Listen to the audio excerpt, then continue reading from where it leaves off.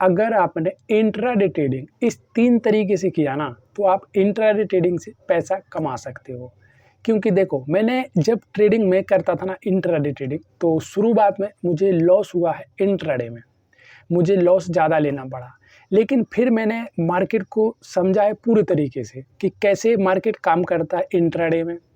और अगर अपन ट्रेड ले रहे हैं ना, तो वो किस तरीके से ट्रेड लेना चाहिए और कौन-सी साइकोलॉजी होनी चाहिए इंट्राडे करने की। तो आज मैं आपको बताऊंगा कि अपन को किस तरीके से इंट्राडे ट्रेडिंग करना चाहिए जहां से अपना प्रॉफिट हो सके, ठीक है।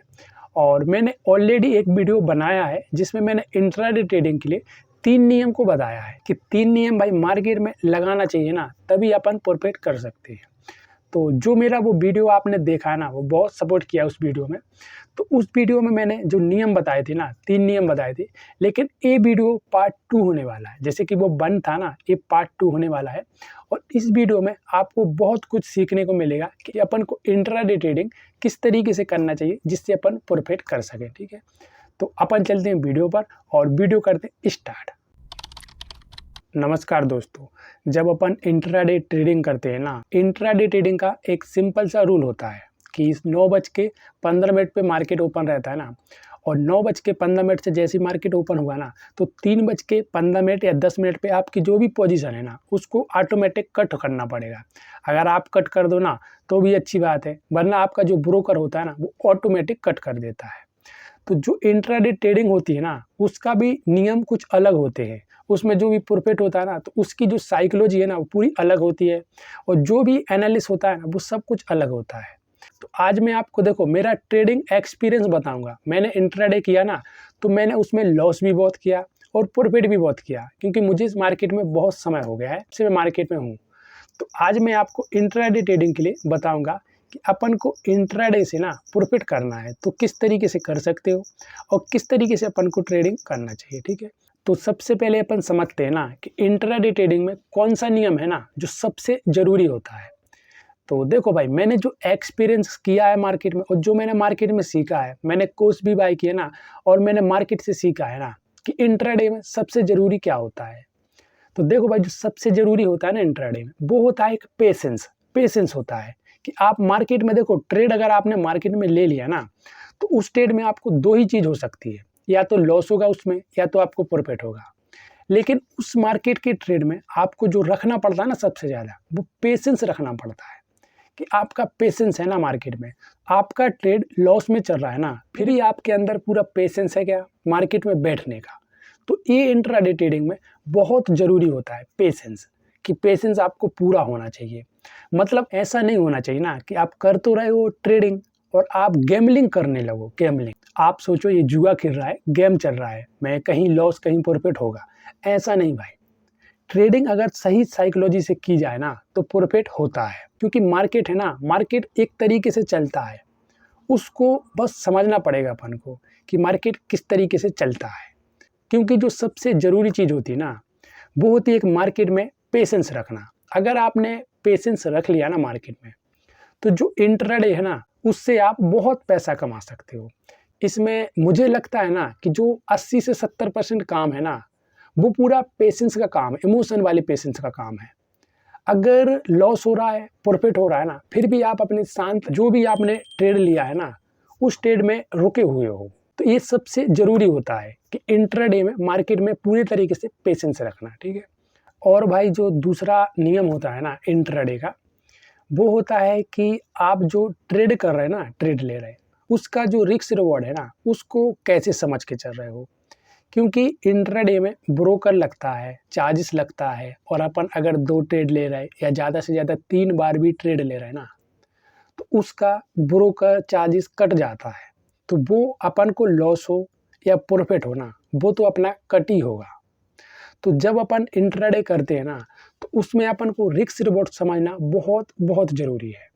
क्योंकि बिगर रिस्क रिवॉर्ड का आप इंट्राडे से कभी प्रॉफिट कर नहीं सकते हो ना। बहुत ज़रूरी होता है रिस्क रिवॉर्ड। जैसे कि आपको 2 ट्रेड में लॉस भी हो रहा है ना, तो अगर आपने जो तीसरा ट्रेड ले लिया ना मार्केट में, तो उसमें आपको जब प्रॉफिट होगा ना, तो जो आपका 2 बार लॉस हुआ ना, उसको रिकवर करना चाहिए।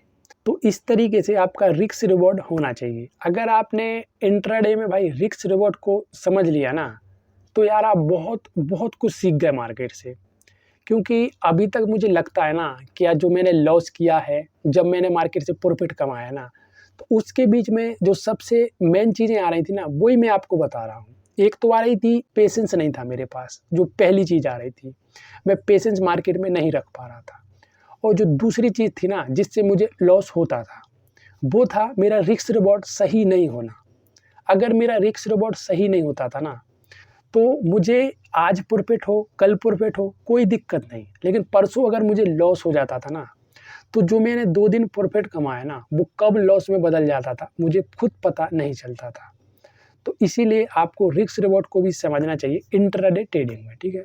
ये 2 नियम तो आपको ज़रूर समझना है। अगर आप इंट्राडे कर रहे हो और आपके अंदर से आ रहा है नहीं कि मुझे इंट्राडे ही करना है, मतलब दिन का बिज़नेस करना है। मुझे टेंशन लेके मार्केट से नहीं जाना है। अगर मुझे लॉस होगा ना, तो मुझे शाम को 3:30 बजे तक कन्फर्म हो जाएगा कि मेरा इतना लॉस हो गया। अगर मुझे प्रॉफ़िट होगा ना, तो भी मुझे 3:30 बजे तक कन्फर्म हो जाएगा। तो आप इंट्राडे करने के लिए जा रहे हैं ना, तो इन 2 नियम को तो आपको समझना चाहिए, ठीक है? अब मैं आपको एक तीसरा नियम भी बता देता हूँ इंट्राडे के लिए, जो कि ज़रूरी होता है, उसको भी आपको समझना चाहिए, ठीक है? लेकिन मैं तीसरा नियम बताने से पहले आपसे थोड़ी रिक्वेस्ट कर सकता हूँ कि अगर आपने भाई वीडियो यहाँ तक देख लिया हो ना, तो वीडियो को लाइक ज़रूर करें और अगर आप नए हो ना, तो चैनल को भी सब्सक्राइब करें, ताकि नेक्स्ट वीडियो है ना, वो आपके यहाँ जल्दी पहुँच सके, ठीक है? तीसरा नियम क्या होता है इंट्राडे का, कि आप जब ट्रेडिंग कर रहे हैं ना इंट्राडे, तो ये आप खुद समझो कि आप ट्रेडिंग करते हो ना, तो आप ज़्यादा से ज़्यादा आपको मार्केट अगर ऊपर जा रहा है, तो ज़्यादा से ज़्यादा स्टॉक्स में ट्रेडिंग कर रहे हो ना, तो 20-30 रुपए ऊपर जाता है मार्केट, तो उसमें आपको प्रॉफ़िट होता है। ज़्यादा बोल दिया मैंने, कभी-कभी तो 10 रुपए ही जाता है, 5 रुपए ही जाता है, ठीक है? तो इतना आपका प्रॉफ़िट होता है। तो आपको इस चीज़ की टेंशन नहीं लेनी ना कि इंडेक्स कहाँ जा रहा है, बैंक निफ्टी कहाँ जा रहा है, बैंक निफ्टी टॉप पे पहुँच गया है। आपको ये सब नहीं देखना है, क्योंकि इंट्राडे में आपको 3:30 बजे तक का मार्केट को समझना है ना, कि 3:30 बजे तक मार्केट किस तरीके से काम कर रहा है, तो बहुत अच्छा रहेगा। क्योंकि देखो, अपन जब इंट्राडे करते हैं ना, तो इंट्राडे में अगर आप शॉर्ट सेलिंग कर रहे हो कि मुझे मार्केट शॉर्ट करना है, तो आप शॉर्ट करके भी प्रॉफ़िट कर सकते हो। और अगर आप सोच रहे हैं ना कि मुझे लॉन्ग जाना है, लॉन्ग की पोजीशन बनाऊँ, तो भी आप लॉन्ग जाके प्रॉफ़िट कर सकते हो। तो मेरा देखो कहने का मतलब ये है कि अपन कर तो इंट्राडे ट्रेडिंग रहे हो, मतलब एक दिन का कर रहे हैं ना, जहाँ आप मार्केट 10, 15, 20, 50 पॉइंट ऊपर नीचे हो रहा है। और आप समझ के आ रहे हो ना कि यार बैंक निफ्टी ने टॉप पे मार दिया, जो इंडेक्स है ना वो पूरी टॉप पे चले गए और अमेरिका का जो डाउन था ना, वो बहुत सेल साइड चला गया या बिटकॉइन कहीं चला गया। तो भाई देखो, मार्केट कहीं भी जाए ना, आप इंट्राडे में आपको प्रॉफ़िट होगा या लॉस होगा उसी दिन हो जाएगा ना, आपको इतना टेंशन नहीं लेना है।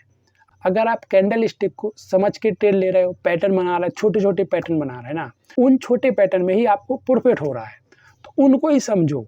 ये ज़्यादा टेंशन मत लो, बाहर की टेंशन मत लो कि कहीं कुछ हो रहा है ना। आप जो भी स्टॉक्स में ट्रेडिंग कर रहे हैं ना, तो बस आपको खाली उसी को समझना चाहिए और उसी पे पूरा फोकस होना चाहिए, ठीक है? तो आप इस तरीके से इंट्राडे ट्रेडिंग कर सकते हो, ठीक है? और जब भी भाई आप इंट्राडे ट्रेडिंग करो ना, तो आपको पूरे तरीके से मार्केट एनालिसिस करना है, उसी के बाद ट्रेडिंग करना चाहिए। क्योंकि देखो, ट्रेडिंग में लॉस भी होता है और ट्रेडिंग में प्रॉफ़िट भी होता है, ठीक है भाई? धन्यवाद।